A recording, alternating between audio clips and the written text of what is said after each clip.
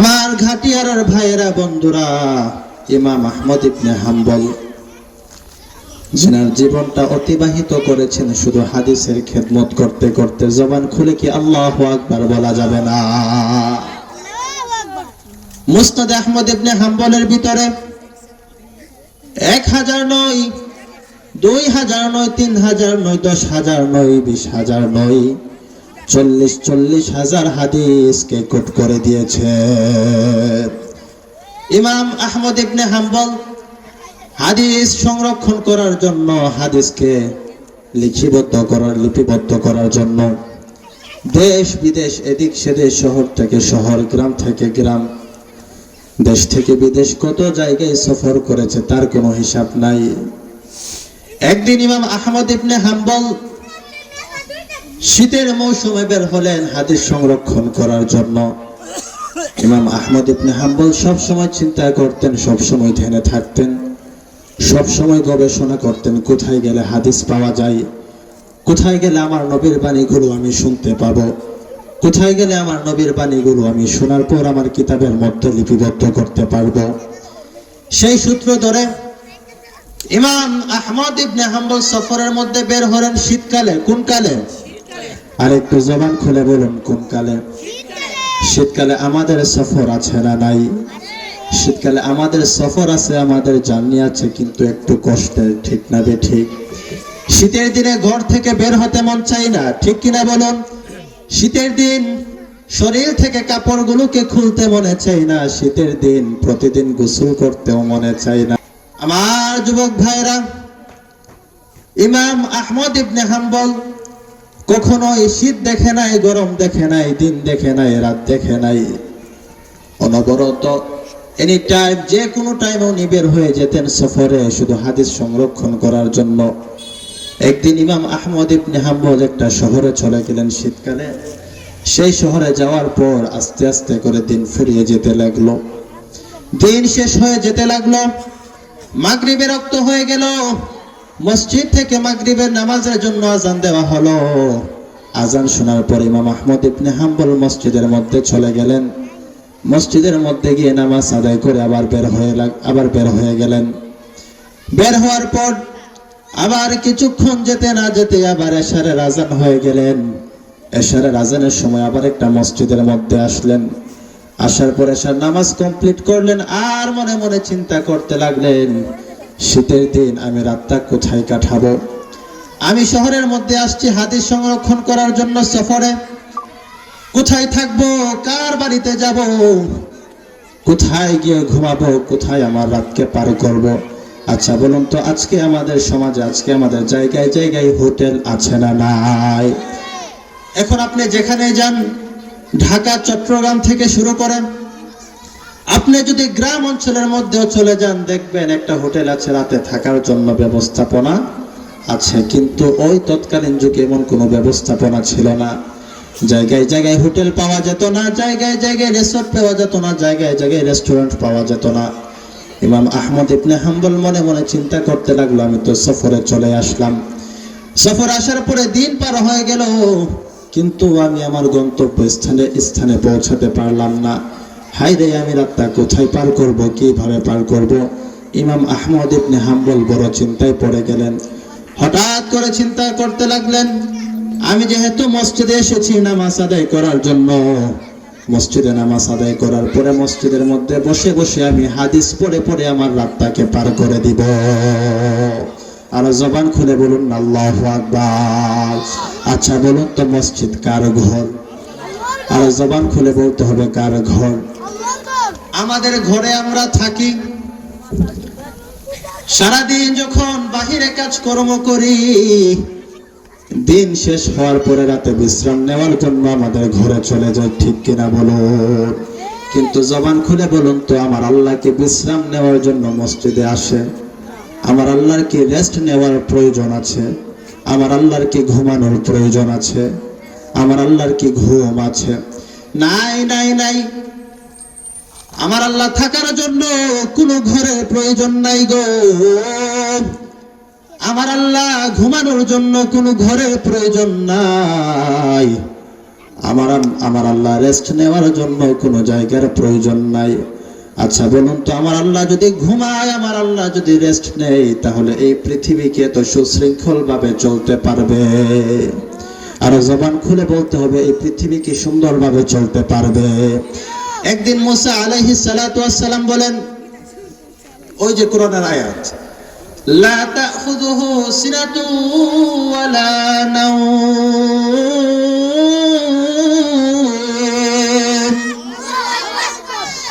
আমার আল্লাহর কোনো ঘুম নাই, আমার আল্লাহর কোনো তন্দ্রা নাই। ঘুম তো নাই, ঘুমের আগে আমাদের ঝিমানি আছে না নাই? আমার আল্লাহর সেই ঝিমানিটাও নাই। মুসা আলাইহিস সালাতু ওয়াস সালাম ডাক দিয়ে বলেন, ও আল্লাহ, আমরা যদি একদিন না ঘুমাই, এর পরের দিন অসুস্থ হয়ে যাই, ঠিক না বে ঠিক? 2 দিন যদি না ঘুমাই, আমাদের শরীরের অবস্থা খারাপ হয়ে যায়। আল্লাহ, আপনি কোনোদিন ঘুমান না, আপনি কোনোদিন রেস্ট নেন না, আপনি কোনোদিন ঘুমান না, তাহলে আপনি কিভাবে থাকেন? আমার আল্লাহ মুসা আলাইহিস সালাতু ওয়াস সালামকে বোঝানোর জন্য বলে, ও মুসা, তুমি কি জানতে চাও আমি না ঘুমিয়ে কিভাবে থাকি? মুসা বলেন, হে আল্লাহ, আমি জানতে চাই। আল্লাহ ডাক দিয়ে বলে, ও মুসা, তুমি হাতের মধ্যে একটা গ্লাস নাও, গ্লাসের মধ্যে 1 গ্লাস পানি নাও, পানি নিয়ে তুমি দাঁড়াও। মুসা আলাইহিস সালাতু ওয়াস সালাম হাতের মধ্যে গ্লাস নিল, গ্লাসের মধ্যে পানি নিল, এবার পানি নিয়ে দাঁড়িয়ে থাকলো। ঘন্টার পর ঘন্টা পার হয়ে যেতে লাগলো, ঘন্টার পর ঘন্টা পার হয়ে যেতে লাগলো। হঠাৎ করে চোখে ঝিমানি চলে এসেছে। মুসা আলাইহিস সালাতু ওয়াস সালাম যখনই ঝিমানি দিলেন, হাত থেকে গ্লাসটা পড়ে গেল। জবান খুলে কি আল্লাহু আকবার বলা যাবে না? আমরা ঘুমালে কি আমাদের শরীরের কন্ডিশন ঠিক থাকে? অনেক সময় পায়ে দায়ে আমরা হেলে যাই, ঠিক কিনা? হাতে কিছু থাকলে সেটা পড়ে যায়। মুসা আলাইহিস সালাতু ওয়াস সালাম যখন ঝিমানি দিল, হাত থেকে গ্লাসটা পড়ে গেল। এবার আমার আল্লাহ ডাক দিয়ে বলে, ও মুসা, তোমার হাতের গ্লাস কোথায়? মুসা বলে, ও আল্লাহ, আমার হাতের গ্লাস তো পড়ে গিয়েছে, কারণ আমি ঝিমানি দিয়েছিলাম। আমি যদি ঝিমানি দেই, আমি যদি ঘুমাই, আমার শরীরের কন্ডিশন ঠিক থাকে না, সেজন্য আমার হাতের মধ্যে গ্লাসটা থাকবে না, সেজন্য পড়ে গিয়েছে। আমার আল্লাহ বলে, ও মুসা গো, তুমি একটু ঝিমানি দেওয়ার কারণে যদি তোমার হাতের গ্লাসটা পড়ে যায়, আর আমি আল্লাহ যদি ঝিমানি দেই, আমি আল্লাহ যদি ঘুমাই, তাহলে পুরো পৃথিবীটা উলট পালট হয়ে যাবে। কথা বলুন, ঠিক না বেঠিক? আমি যদি ঘুমাই, পৃথিবীর সবাই যখন ঘুমিয়ে পড়ে, যখন রাত নিশি হয়ে যায়, তোমাদের মা বাবা ঘুমিয়ে পড়ে, তোমাদের সাথে যারা ঘুমায়, তোমার স্ত্রীও ঘুমিয়ে পড়ে, যদি আমি আল্লাহ ঘুমিয়ে পড়ি, গভীর রাতে যদি তুমি কোনো বিপদে পড়ে যাও, তাহলে তোমাকে সাহায্য করার জন্য কে থাকবে? ও বান্দা, শুনে রাখো, তোমরা ঘুমাও, তোমাদের ঘুম আছে, কিন্তু আমি আল্লাহর কোনো ঘুম নাই। আমি আল্লাহ যদি ঘুমাই, পৃথিবীর সবকিছু লটপালট হয়ে যাবে। আমি আল্লাহর থাকার জন্য কোনো ঘরের প্রয়োজন নাই, আমি আল্লাহ ঘুমানোর জন্য কোনো ঘরের প্রয়োজন নাই। আমি আল্লাহর নামে ঘর তৈরি করা হয়েছে, আমি আল্লাহর ঘর, কিন্তু আমি আল্লাহ ঘুমাই না। এই ঘরের ভিতরে আমার বান্দারা আসবে, আমার বান্দাদের জন্য এই ঘরকে তৈরি করা হয়েছে। জবান খুলে কি আল্লাহু আকবার বলা যাবে না?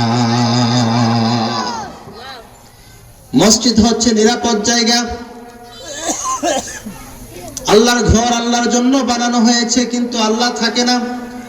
প্রশ্ন করলে আল্লাহ জবাব দেয়, আমি থাকার জন্য ঘর না, আমার বান্দারা আসবে, আমার বান্দারা ইবাদত করবে, আমার বান্দারা পৃথিবীতে যেখানে যায় অশান্তির আগুনে পড়ে, অশান্তি, কিন্তু মসজিদে আসলে শান্তি খুঁজে পাবে। কথা বলুন, ঠিক না বেঠিক? দেখবেন যখন আমরা জুমার নামাজের সময় মসজিদে যাই, খতিব সাহেব যখন আলোচনা করে, আমাদের ঝিমানি আসে, আমাদের ঘুম আসে, ঠিক না বেঠিক? ঘুম আসে কি আসে না? জবান খুলে পড়ুন। আমাদের ঘুম আসে, কারণ মসজিদ হচ্ছে শান্তির জায়গা, আর শান্তি যেখানে সেখানে আমাদের ঘুম আসে, ঠিক না বেঠিক? আর আল্লাহ বলেন, আমার আল্লাহ বলেন, এই মসজিদ আমার জন্য, কিন্তু আমি আল্লাহ থাকি না আমার বান্দাদের জন্য। আহমদ ইবনে হাম্বল চিন্তা করতে লাগলেন, আমি মসজিদে থাকবো, কিন্তু না, মসজিদে থাকতে দিল না। নামাজ যখন শেষ হয়ে গেল, মুসল্লিরা বের হতে লাগলো, আহমদ ইবনে হাম্বল বের হয় না, মসজিদে বসে রয়েছে। হঠাৎ করে মসজিদের দারোয়ান প্রবেশ করলো। প্রবেশ করে বলে, ও মিয়া তুমি এখানে কেন? দারোয়ান চিনতে পারে নাই উনি কে, জামানার এত বড় ইমাম। দারোয়ান বলে, ও মিয়া নামাজ শেষ হয়ে গেছে, সবাই বের হয়ে গেছে, তুমিও বের হও, মসজিদে থাকা যাবে না। আহমদ ইবনে হাম্বল গভীর রাত, এই শীতের রাতের মধ্যে কোথায় যাবে, কিন্তু বলার তো কোনো কিছু নাই। আহমদ ইবনে হাম্বল মসজিদ থেকে বের হয়ে হাঁটতে লাগলেন। আল্লাহর কুদরত বোঝা যায় না, এমনিতে সামনে একটা দোকান পেলেন। দোকানের মধ্যে একটা ছেলে রুটি বিক্রি করছে। জবান খুলে কি আল্লাহু আকবার বলা যাবে না? এবার গিয়ে বলে, ও যুবক, আমি একটা সফরে আসছি, সফরে আসার পরে আমার থাকার কোনো জায়গা নাই, আমি চিন্তা করেছি তোমার এখানে একটু সময় কাটাবো, তুমি কি আমাকে সময় কাটাবার সুযোগ দিবা?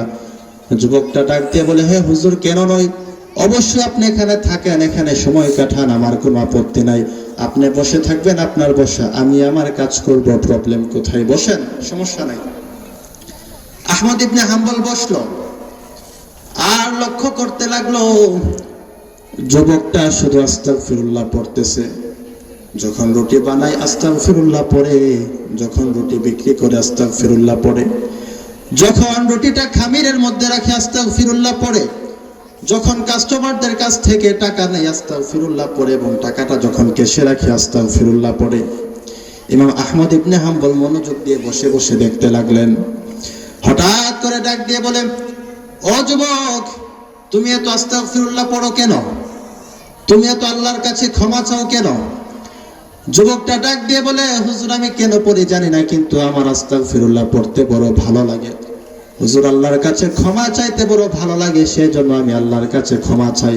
আচ্ছা জবান খুলে বলুন তো, আল্লাহর কাছে ক্ষমা ছেলে খুশি হয়ে যায় কে? আল্লাহর কাছে ক্ষমা চাইলে আল্লাহ খুশি হয়ে যায়। যুবকটা শুধু আস্তাগফিরুল্লাহ পড়তে লাগলো আর বলতে লাগলো, হুজুর আমি আল্লাহর কাছে ক্ষমা চাই, আমার বড্ড ভালো লাগে, কিন্তু হুজুর আমার মনে হয় এই আস্তাগফিরুল্লাহ এবং আল্লাহর কাছে ক্ষমা চাওয়ার কারণে আল্লাহ আমাকে মুস্তাজাবুদ দাওয়া হিসেবে কবুল করে নিয়েছেন। জবান খুলে পড়ুন আল্লাহু আকবার। মুস্তাজাবুদ দাওয়া, মুস্তাজাবুদ দাওয়া মানে ওই ব্যক্তি যে দোয়া করুক সেই দোয়া আল্লাহ কবুল করেন। আল্লাহু আকবার পড়েন। আহমদ ইবনে হাম্বল বলতে লাগলো, হ্যাঁ তুমি মুস্তাজাবুদ দাওয়া হয়ে গিয়েছো, আমি এত ইবাদত বন্দেগী করে আমি এখন মুস্তাজাবুদ দাওয়া হতে পারি নাই, আর তুমি শুধু আস্তাগফিরুল্লাহ পড়ো, আল্লাহর কাছে ক্ষমা চাও, এটা আল্লাহ এত কবুল করে নিয়েছে, তোমাকে মুস্তাজাবুদ দাওয়া বানিয়ে নিয়েছে।